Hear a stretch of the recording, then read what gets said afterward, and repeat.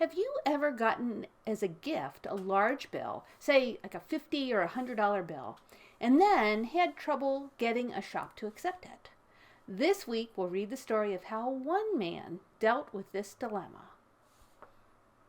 I'm Pat Tully of the Ketchikan Public Library, and this is Reading Aloud. Mark Twain published the following story in 1893 when he was at the height of his fame as a writer and a storyteller. So let's get started. The 1 million pound banknote. When I was 27 years old, I was a mining broker's clerk in San Francisco and an expert in all the details of stock traffic. I was alone in the world and had nothing to depend upon but my wits and a clean reputation, but these were setting my feet in the road to eventual fortune, and I was content with the prospect. My time was my own after the afternoon board, Saturdays, and I was accustomed to put in on a little sailboat on the bay. One day I ventured too far and was carried out to sea. Just at nightfall, when hope was about gone, I was picked up by a small brig which was bound for London. It was a long and stormy voyage, and they made me work my passage without pay as a common sailor. When I stepped ashore in London, my clothes were ragged and shabby, and I had only $1 in my pocket. This money fed and sheltered me 24 hours. During the next 24, I went without food and shelter. About 10 o'clock on the following morning, seedy and hungry, I was dragging myself along Portland Place when a child that was passing, towed by a nursemaid, tossed a luscious big pear, minus one bite, into the gutter. I stopped, of course, and fastened my desiring eye upon that muddy treasure. My mouth watered for it, my stomach craved it, my whole being begged for it. But every time I made a move to get it, some passing eye detected my purpose, and of course I straightened up then and looked indifferent and pretended that I hadn't been thinking about the pear at all. This same thing kept happening, and I couldn't get the pear. I was just getting desperate enough to brave all the shame and to seize it, when a window behind me was raised, and a gentleman spoke out of it, saying, "Step in here, please." I was admitted by a gorgeous flunky, and was shown into a sumptuous room where a couple of elderly gentlemen were sitting. They sent away the servant and made me sit down. They had just finished their breakfast, and the sight of the remains of it almost overpowered me. I could hardly keep my wits together in the presence of that food, but as I was not asked to sample it, I had to bear my trouble as best I could. Now, something had been happening there a little before, which I did not know anything about until a good many days afterwards, but I will tell you about it now. Those two old brothers had been having a pretty hot argument a couple of days before, and had ended by agreeing to decide it by a bet, which is the English way of settling everything. You will remember that the Bank of England once issued 2 notes of £1 million each, to be used for a special purpose connected with some public transaction with a foreign country. For some reason or other, only one of these had been used and cancelled. The other still lay in the vaults of the bank. Well, the brothers, chatting along, happened to get to wondering what might be the fate of a perfectly honest and intelligent stranger who should be turned adrift in London without a friend and with no money but that £1 million banknote, and no way to account for his being in possession of it. Brother A said that he would starve to death. Brother B said that he wouldn't. Brother A said that he couldn't offer it at a bank or anywhere else because he would be arrested on the spot. So they went on disputing until Brother B said he would bet £20,000 that the man would live 30 days anyway on that million and keep out of jail too. Brother A took him up. Brother B went down to the bank and bought that note. Just like an Englishman, you see, plucked to the backbone. Then he dictated a letter, which one of his clerks wrote out in a beautiful round hand, and then the 2 brothers sat at a window a whole day watching for the right man to give it to. They saw many honest faces go by that were not intelligent enough. many that were intelligent but not honest enough, many that were both, but the possessors were not poor enough, or if poor enough, were not strangers. There was always a defect until I came along, but they agreed that I filled the bill all around. So they elected me unanimously, and there I was, now, waiting to know why I was called in. They began to ask me questions about myself, and pretty soon they had my story. Finally, they told me that I would answer their purpose. I said I was sincerely glad and asked what it was. Then one of them handed me an envelope and said I would find the explanation inside. I was going to open it, but he said no, take it to my lodgings and look it over carefully and not be hasty or rash. I was puzzled and wanted to discuss the matter a little further, but they didn't. So I took my leave, feeling hurt and insulted to be made the butt of what was apparently some kind of practical joke, and yet obliged to put up with it, not being in circumstances to resent affronts from the rich and strong folk. I would have picked up the pear now and eaten it before all the world, but it was gone, so I had lost that by this unlucky business, and the thought of it did not soften my feeling toward those men. As soon as I was out of sight of that house, I opened my envelope and saw that it contained money. My opinion of those people changed, I can tell you. I lost not a moment, but shoved note and money into my vest pocket and broke for the nearest cheap eating house. Well, how I did eat! When at last I couldn't hold any more, I took out my money and unfolded it, took one glimpse, and nearly fainted. $5 million. Why, it made my head spin. I must have sat there stunned and blinking at the note as much as a minute before I rightly came to myself again. The first thing I noticed then was the landlord. His eye was on the note, and he was petrified. He was worshipping with all his body and soul, but he looked as if he couldn't stir hand or foot. I took my cue in a moment and did the only rational thing there was to do.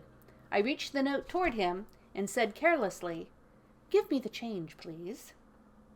Then he was restored to his normal condition and made 1,000 apologies for not being able to break the bill, and I couldn't get him to touch it. He wanted to look at it and keep on looking at it. He couldn't seem to get enough of it to quench the thirst of his eye, but he shrank from touching it as if it had been something too sacred for poor common clay to handle. I said, "I'm sorry if it's an inconvenience, but I must insist. Please change it. I haven't anything else." But he said that wasn't any matter. He was quite willing to let the trifle stand over until another time. I said I might not be in his neighborhood again for a good while, but he said it was of no consequence. He could wait, and moreover, I could have anything I wanted, any time I chose, and to let the account run as long as I pleased.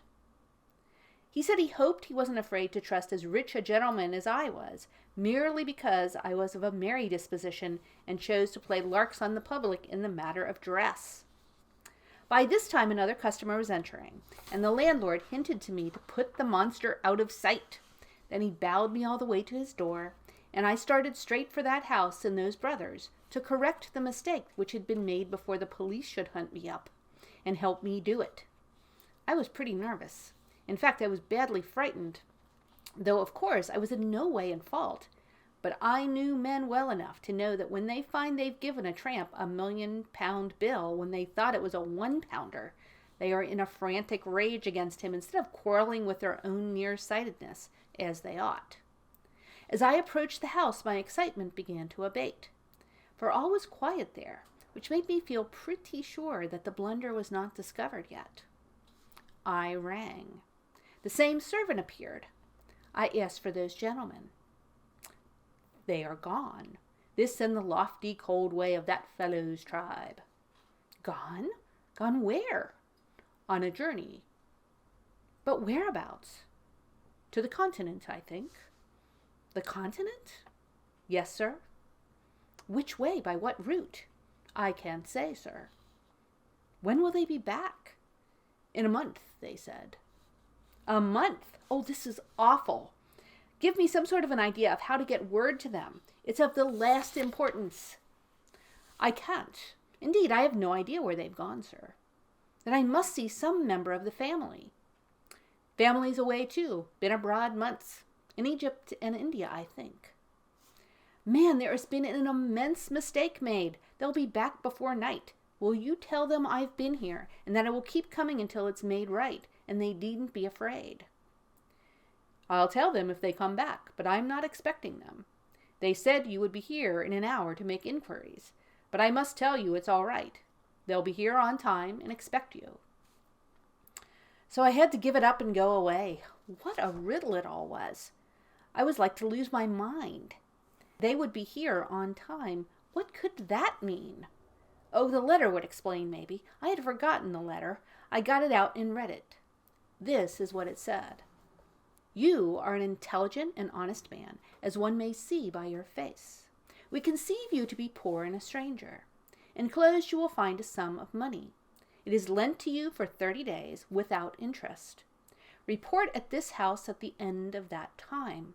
I have a bet on you. If I win it, you shall have any situation that is in my gift, any, that is, that you shall be able to prove yourself familiar with and competent to fill. No signature, no address, no date.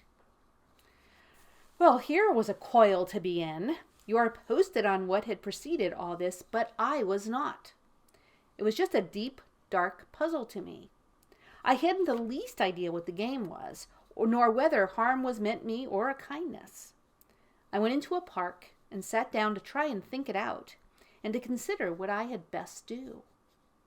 At the end of the hour, my reasonings had crystallized into this verdict. Maybe those men mean me well, maybe they mean me ill. No way to decide that. Let it go. They've got a game or a scheme or an experiment of some kind on hand. No way to determine what it is. Let it go. There's a bet on me. No way to find out what it is. Let it go. That disposes of the indeterminable quantities. The remainder of the matter is tangible, solid, and may be classed and labeled with certainty. If I ask the Bank of England to place this bill to the credit of the man it belongs to, they'll do it, for they know him, although I don't, but they will ask me how I came in possession of it. And if I tell the truth, they'll put me in the asylum, naturally, and a lie will land me in jail. The same result would follow if I tried to bank the bill anywhere or to borrow money on it. I have got to carry this immense burden around until those men come back, whether I want to or not. It is useless to me, as useless as a handful of ashes, and yet I must take care of it and watch over it while I beg my living. I couldn't give it away if I should try, for neither honest citizen nor highwayman would accept it or meddle with it for anything. Those brothers are safe. Even if I lose their bill or burn it, they are still safe because they can stop payment and the bank will make them whole. But meantime, I've got to do a month's suffering without wages or profit, unless I can help win that bet, whatever it may be, and get that situation that I am promised. I should like to get that. Men of their sort have situations in their gift that are worth having. I got to thinking a good deal about that situation. My hopes began to rise high. Without doubt, the salary would be large. It would begin in a month. After that, I should be all right. Pretty soon I was feeling first rate. By this time, I was tramping the streets again. The sight of a tailor shop gave me a sharp longing to shed my rags and to clothe myself decently once more. Could I afford it?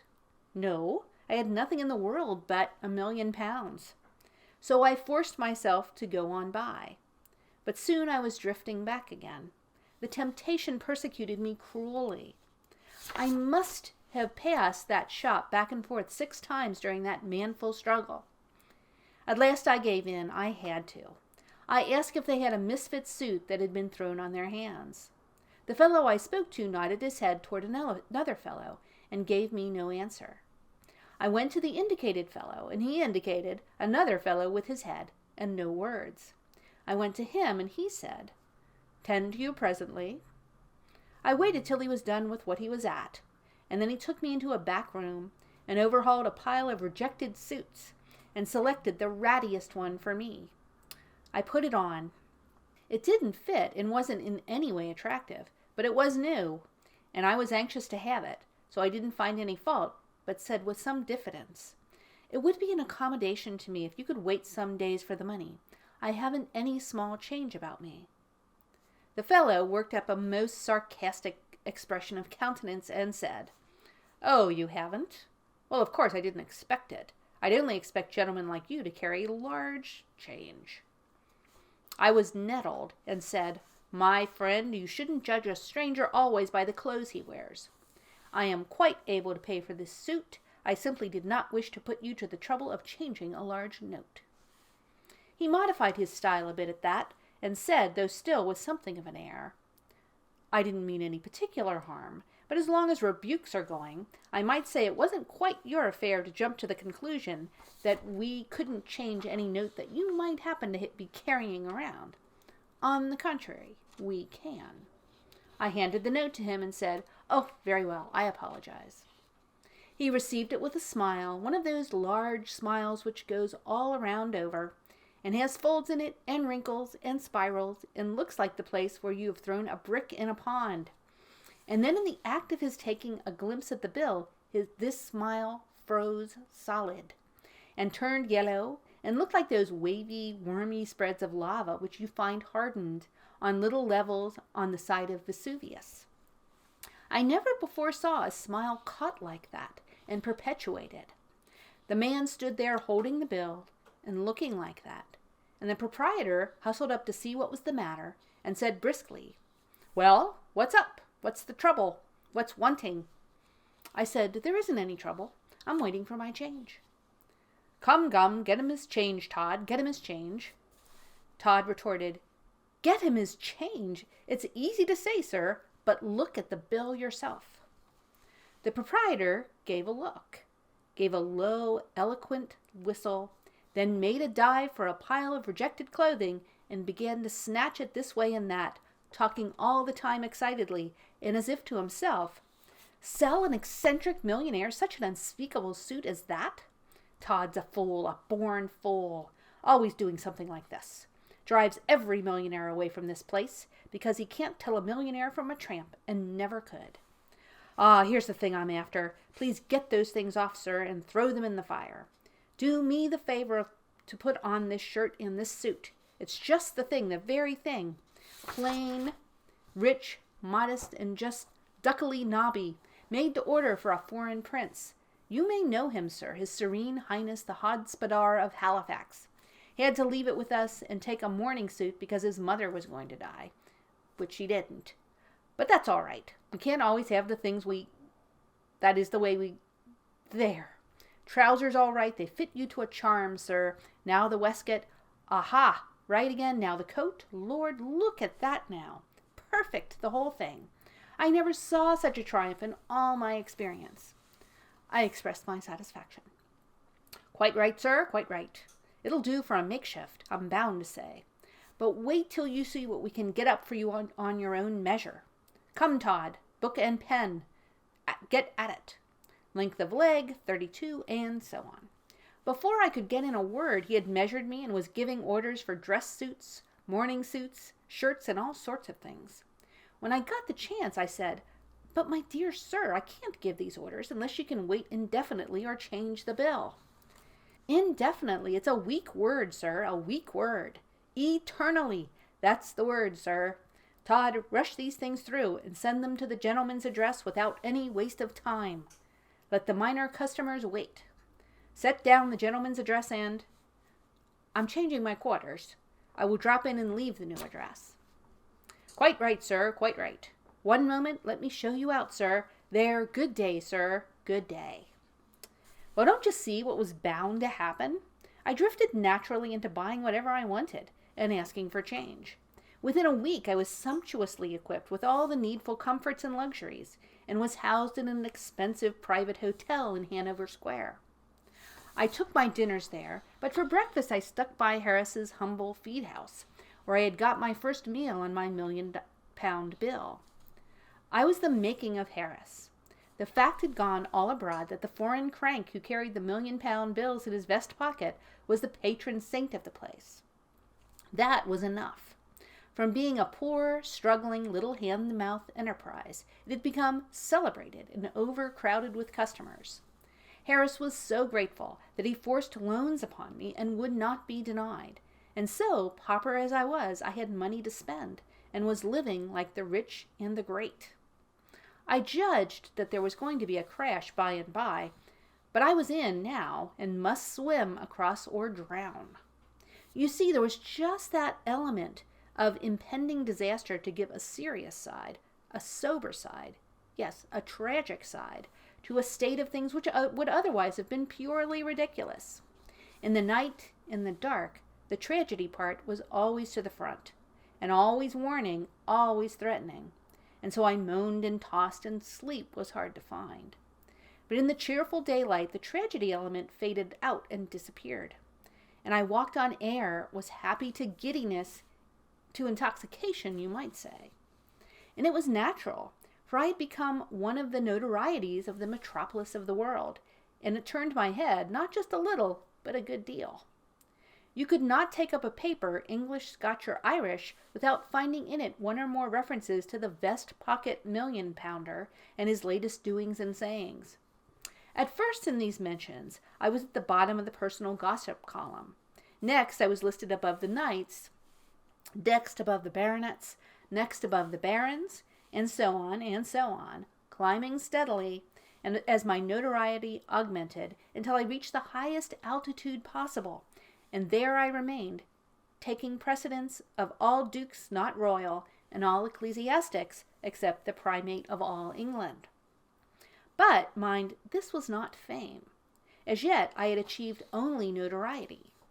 Then came the climaxing stroke, the accolade, so to speak, in which a single instance transmuted the perishable dross of notoriety into the enduring gold of fame. Punch caricatured me. Yep, I was a made man now. My place was established. I might be joked about still, but reverently, not hilariously, not rudely. I could be smiled at, but not laughed at. The time for that had gone by. Punch pictured me all aflutter with rags, dickering with a beefeater for the Tower of London. Well, you can imagine how it was with a young fellow who had never been taken notice of before, and now all of a sudden couldn't say a thing that wasn't taken up and repeated everywhere. Couldn't stir abroad without constantly overhearing the remark flying from lip to lip, "There he goes, that's him." Couldn't take his breakfast without a crowd to look on. Couldn't appear in an opera box without concentrating there the fire of 1,000 lorgnettes. Why, I just swam in glory all day long. That is the amount of it. You know, I even kept my old suit of rags, and every now and then appeared in them, so as to have the old pleasure of buying trifles and being insulted, and then shooting the scoffer dead with the £1,000,000 bill. But I couldn't keep that up. The illustrated papers made the outfit so familiar that when I went out in it, I was at once recognized and followed by a crowd. And if I attempted to purchase, the man would offer me his whole shop on credit before I could pull my note on him. About the 10th day of my fame, I went to fulfill my duty to my flag by paying my respects to the American minister. He received me with the enthusiasm proper to my case, upbraided me for being so tardy in my duty, and said that there was only one way to get his forgiveness, and that was to take the seat at his dinner party that night made vacant by the illness of one of his guests. I said I would, and we got to talking. It turned out that he and my father had been schoolmates in boyhood, Yale students together later, and always warm friends up to my father's death. So then he required me to put in at his house all the odd time I might have to spare, and I was very willing, of course. In fact, I was more than willing. I was glad. When the crash should come, he might somehow be able to save me from total destruction. I didn't know how, but he might think of a way, maybe. I couldn't venture to unbosom myself to him at this late date, a thing which I would have been quick to do in the beginning of this awful career of mine in London. No, I couldn't venture it now. I was in too deep. That is, too deep for me to risk revelations in so new a friend, though not clear beyond my depth as I looked at it. Because, you see, with all my borrowing, I was carefully keeping within my means. I mean, within my salary. Of course, I couldn't know what my salary was going to be, but I had a good enough basis for an estimate in the fact that, if I won the bet, I was to have my choice of any situation in that rich old gentleman's gift, provided I was competent. And I should certainly prove competent. I hadn't any doubt about that. And as to the bet, I wasn't worrying about that. I had always been lucky. Now, my estimate of my salary was $600 to $1,000 a year, say $600 for the first year, and so on year by year until I struck the upper figure by proved merit. At present, I was only in debt for my first year's salary. Everybody had been trying to lend me money, but I had fought off most of them on one pretext or another. So this indebtedness represented only £300 borrowed money. The other £300 represented my keep and my purchases. I believed my second year's salary would carry me through the rest of the month if I went on being cautious and economical, and I intended to look sharply out for that. My month ended, my employer back from his journey, I should be all right once more, for I should at once divide the 2 years' salary among my creditors by assignment, and get right down to my work. It was a lovely dinner party of 14, the Duke and Duchess of Shoreditch, and their daughter, the Lady Anne, Grace, Eleanor, Celeste, and so forth, de Beaume, the Earl and Countess of Newgate, the Viscount Cheapside, Lord and Lady Blatherskite, some untitled people of both sexes, the minister and his wife and daughter, and his daughter's visiting friend, an English girl of 22, named Portia Langham, with whom I fell in love in 2 minutes, and she with me. I could see it without glasses. There was still another guest, an American, but I am a little ahead of my story. While the people were still in the drawing-room, wetted up for dinner, and coldly inspecting the latecomers, the servant announced, "Mr. Lloyd Hastings." The moment the usual civilities were over, Hastings caught sight of me and came straight with cordially outstretched hand, then stopped short when I was about to shake, and said with an embarrassed look, "I beg your pardon, sir. I thought I knew you." "Why, you do know me, old fellow." "No. Are you the vest-pocket monster?" "I am indeed." "Don't be afraid to call me by my nickname. I'm used to it." "Well, well, well. This is a surprise. Once or twice I've seen your own name coupled with the nickname, but it never occurred to me that you could be the Henry Adams referred to. Why, it isn't 6 months since you were clerking away for Blake Hopkins in Frisco on a salary, and sitting up nights on extra allowance, helping me arrange and verify the Gould and Curry extension papers and statistics. The idea of your being in London, and a vast millionaire, and a colossal celebrity. Why, it's the Arabian Nights come again. Man, I can't take it all in. I can't realize it. Give me time to settle the whirl in my head. The fact is, Lloyd, you are no worse off than I am. I can't realize it myself. Dear me, it is stunning now, isn't it? Why, it's just 3 months today since we went to the Miners' Restaurant. No, the What Cheer. Right, it was the What Cheer. Went there at 2 a.m. and had a chop and coffee after a hard 6 hours grind over those extension papers. And I tried to persuade you to come to London with me, and offered to get leave of absence for you and pay all your expenses, and give you something over if I succeeded in making the sale. And you would not listen to me, and said I wouldn't succeed, and you couldn't afford to lose the run of business and be no end of time getting the hang of things again when you got back home. And yet here you are. How odd it all is. How did you happen to come, and whatever did give you this incredible start?" "Oh, just an accident. It's a long story. A romance, a body might say. I'll tell you all about it, but not now." "When?" "The end of this month."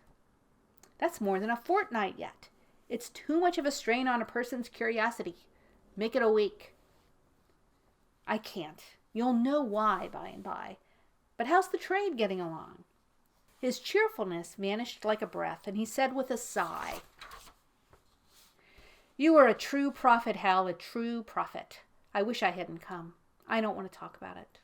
But you must. You must come and stop with me tonight when we leave here and tell me all about it." "Oh, may I? Are you in earnest?" And the water showed in his eyes. "Yes, I want to hear the whole story, every word." I am so grateful just to find a human interest once more, in some voice and in some eye, in me and affairs of mine, after what I've been through here. Lord, I could go down on my knees for it. He gripped my hand hard and braced up, and was all right and lively after that for the dinner, which didn't come off. No, the usual thing happened, the thing that always is happening under the vicious and aggravating English system. The matter of precedence couldn't be settled, and so there was no dinner. Englishmen always eat dinner before they go out to dinner, because they know the risk they are running. But nobody ever warns the stranger, and so he walks placidly into the trap. Of course, nobody was hurt this time, because we all had been to dinner, none of us being novices except Hastings, and he having been informed by the minister at the time he invited him, that in deference to the English custom, he had not provided any dinner. Everybody took a lady and processioned down to the dining room, because it is usual to go through the motions, but there the dispute began.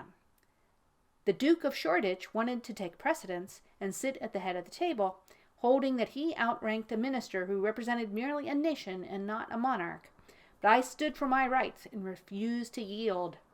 In the gossip column, I ranked all dukes not royal and said so, and claimed precedence of this one.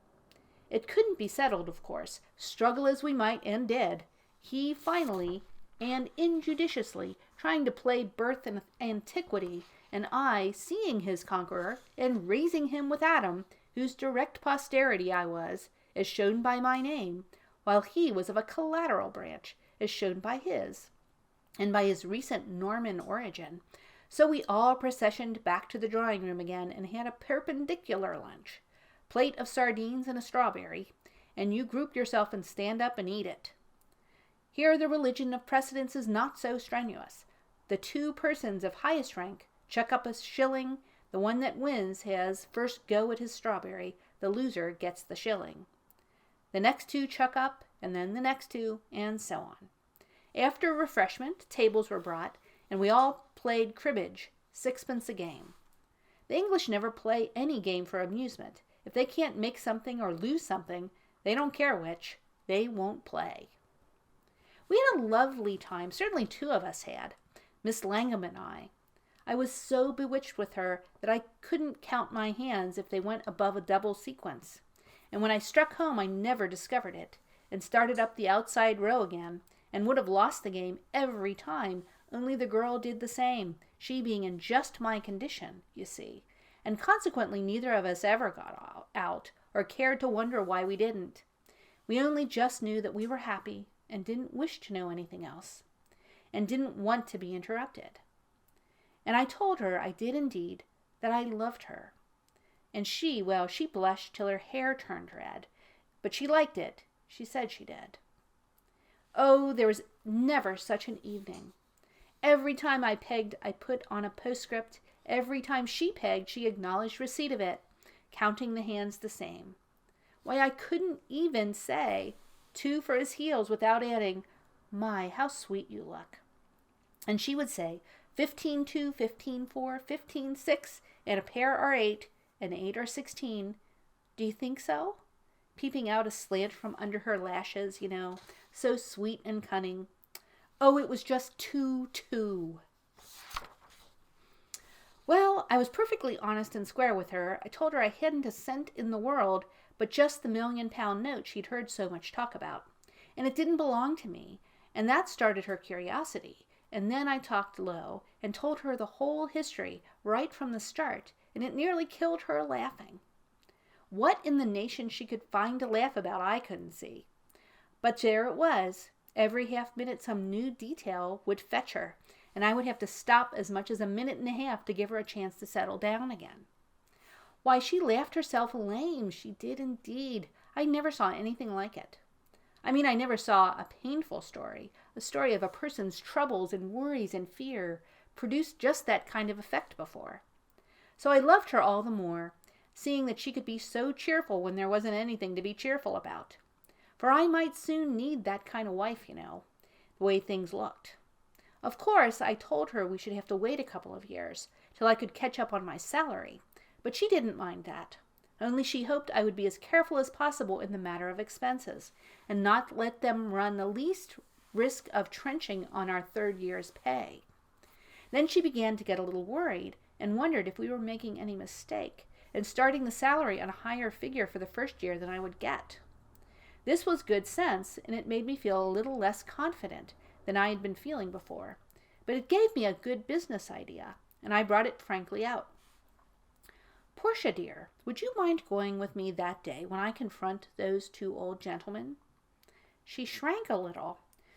"No, if my being with you would help hearten you."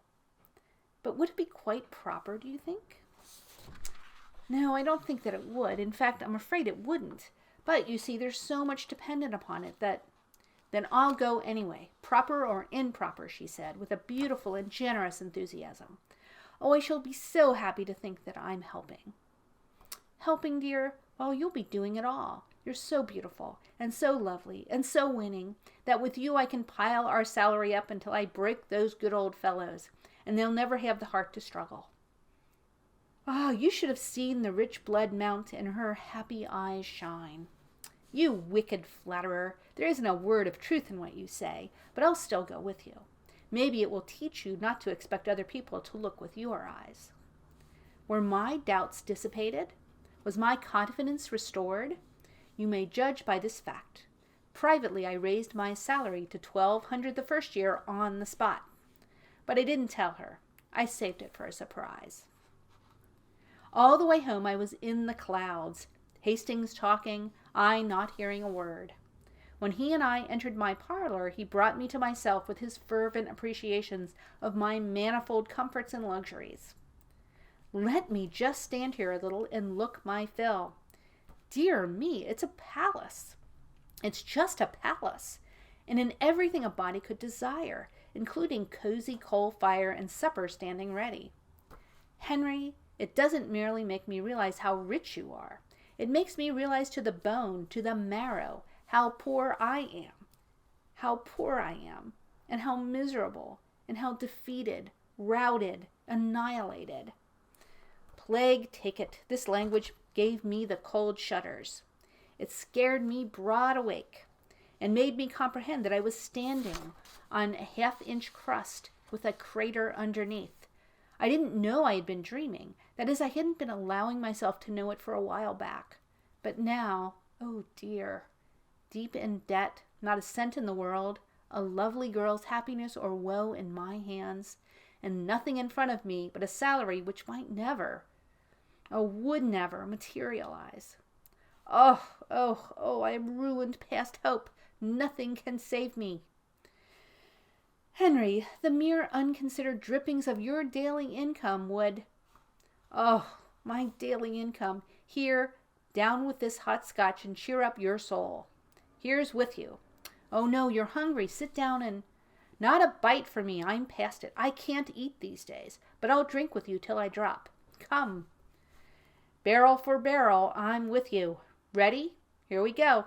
Now then, Lloyd, unreel your story while I brew. Unreel it?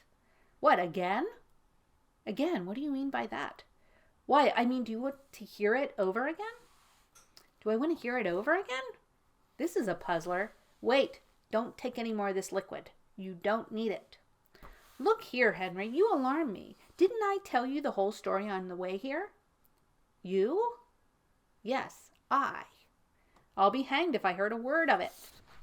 Henry, this is a serious thing. It troubles me. What did you take up yonder at the minister's? Then it all flashed on me, and I owned up like a man. I took the dearest girl in this world prisoner. So then he came with a rush, and we shook and shook and shook until our hands ached, and he didn't blame me for not having heard a word of a story which had lasted while we walked 3 miles. He just sat down again like the patient, good fellow he was, and told it all over again. Synopsis, it amounted to this. He had come to England with what he thought was a grand opportunity. He had had an option to sell the Gould and Curry extension for the locators of it and keep all he could get over $1 million. He had worked hard and pulled every wire he knew of, had left no honest expedient untried, and spent nearly all the money he had in the world, had not been able to get a single solitary capitalist to listen to him, and his option would run out at the end of the month. In a word, he was ruined. Then he jumped up and cried out, "Henry, you can save me. You can save me, and you're the only man in the universe who can. Will you do it? Won't you do it? Tell me how. Speak out, my boy. Give me $1,000,000 and my passage home for my option. Don't refuse." I was in kind of agony. I was right on the point of coming out with the words, "Lloyd, I'm a pauper myself, absolutely penniless and in debt." But a white-hot idea came flaming through my head, and I gripped my jaws together and calmed myself down until I was as cold as a capitalist. Then I said, in a commercial and self-possessed way, "I will save you, Lloyd." "Then I'm already saved. God be merciful to you forever. If I ever—" "Let me finish, Lloyd. I will save you, but not in that way, for that would not be fair to you after your hard work and the risks you've run. I don't need to buy mines. I can keep my capital moving in a commercial center like London without that. It's what I'm at all the time, but here is what I'll do. I know all about that mine, of course. I know its immense value and can swear to it if anybody wishes it. You shall sell out inside of the fortnight for 3 millions cash, using my name freely, and we'll divide share and share alike." Do you know he would have danced the furniture into kindling wood in his insane joy and broken everything on the place if I hadn't tripped him up and tied him. Then he lay there, perfectly happy, saying, "I may use your name, think of it. Man, they'll flock in droves, these rich Londoners. They'll fight for that stock. I'm a made man forever, and I'll never forget you as long as I live." In less than 24 hours, London was abuzz. I hadn't anything to do day after day but sit at home and say to all comers, "Yes, I told him to refer to me. I know the man and I know the mine. His character is above reproach, and the mine is worth far more than he asked for it." Meantime, I spent all my evenings at the minister's with Portia. I didn't say a word to her about the mine. I saved it for a surprise. We talked salary. Never anything but salary and love, sometimes salary, sometimes love and salary together. And the interest the minister's wife and daughter took in our little affair, and the endless ingenuities they invented to save us from interruption, and to keep the minister in the dark and unsuspicious. Well, it was just lovely of them. When the month was up, at last, I had $1,000,000 to my credit in the London and County Bank, and Hastings was fixed in the same way. Dressed at my level best, I drove by the house in Portland Place, judged by the look of things that my birds were home again, and went on toward the minister's and got my precious, and we started back, talking salary with all our might. She was so excited and anxious that it made her just intolerably beautiful. I said, "Dearie, the way you're looking, it's a crime to strike for a salary a single penny under $3,000 a year. Henry, you'll ruin us." "Don't you be afraid. Just keep up those looks and trust to me. It'll all come out all right." So, as it turned out, I had to keep bolstering up her courage all the way. She kept pleading with me and saying, "Oh, please remember that if we ask for too much, we may get no salary at all, and then what will become of us, with no way in the world to earn our living?" We were ushered in by that same servant, and there they were, the two old gentlemen. Of course they were surprised to see that wonderful creature with me, but I said, "It's all right, gentlemen. She is my future stay and helpmate." And I introduced them to her and called them by name. It didn't surprise them. They knew I would know enough to consult the directory. They seated us and were very polite to me and very solicitous to relieve her from embarrassment and put her as much at her ease as they could. Then I said, "Gentlemen, I am ready to report." "We are glad to hear it," said my man, "for now we can decide the bet which my brother Abel and I made. If you have won for me, you shall have any situation in my gift.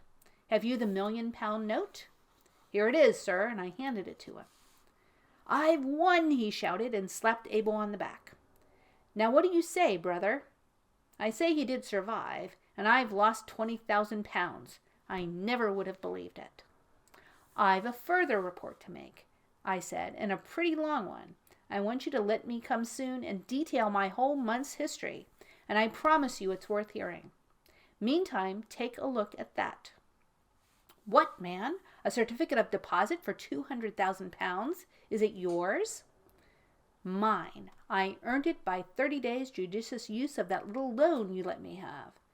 And the only use I made of it was to buy trifles and offer the bill in change. Come, this is astonishing. It's incredible, man. Never mind, I'll prove it.